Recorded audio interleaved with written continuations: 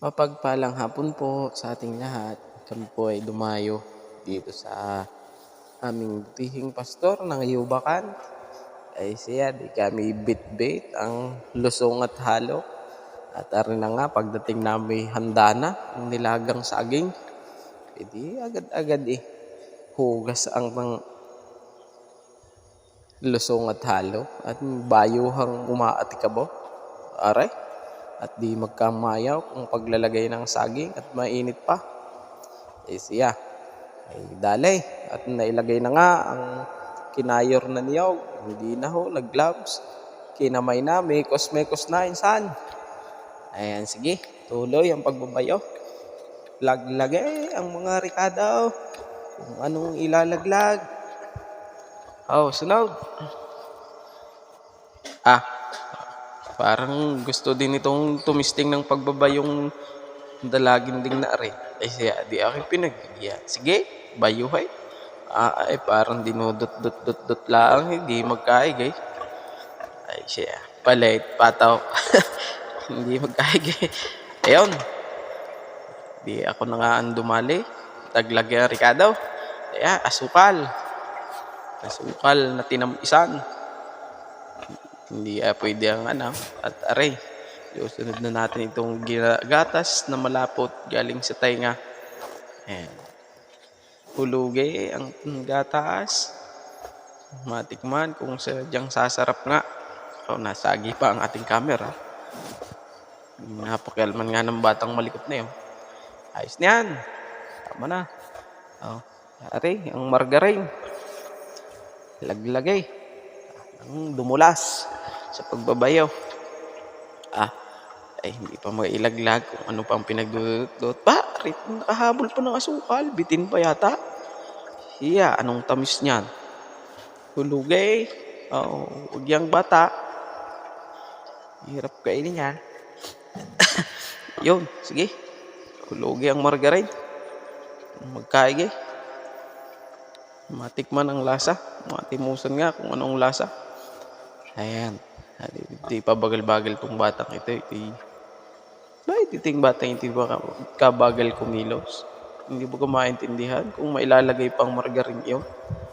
Ay, natapos din. A few moments later. Ayan, sige. Bayong, umatigabo na uli. Hanggang sa ito. Ayan na nga. At di nag-iimis na ang may bahay, ang dinayaw.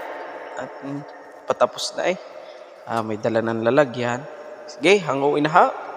At nang matikman na kung ano nga ang lasa ng niyubak sa saging na matigas. Ayan. At nangyari nga ng itong saging na ito ay natimplahan, naibayong na bayo. Ang wari ko titikman na kung ano nga ang lasa. Ayan, sige. Talagang pinipili pa ang gatas sa ibabaw. Hindi ranas nyo yan. Huwag kayo dumadayo sa Yubakan, yung ibabaw siyang hinihilap at siyang may tamis ng gatas at margarine. Ayun. Pwesto na ang mga mangangain. Sige. Upa kay. Wari kay masarap nga. Ay siya, kay manood na laan. Hindi nyo ari matitikman. Ay masarap ang pagkakagawa at kumpleto sa Ricardo. Wari ko mga order ho ng niyubak dyan. Hindi nyo matitikman yan. Wari ubos yan, hindi matitirhan yan. Sa sarap ng lasang iyan. Tinamo nga at mual. Aring isang dalagin dig na aray. Sige, banat. Banati, kaini. Yaro-yuray. Doon nga nagtatapos ang ating pong kwentuhan tungkol sa Yubakan.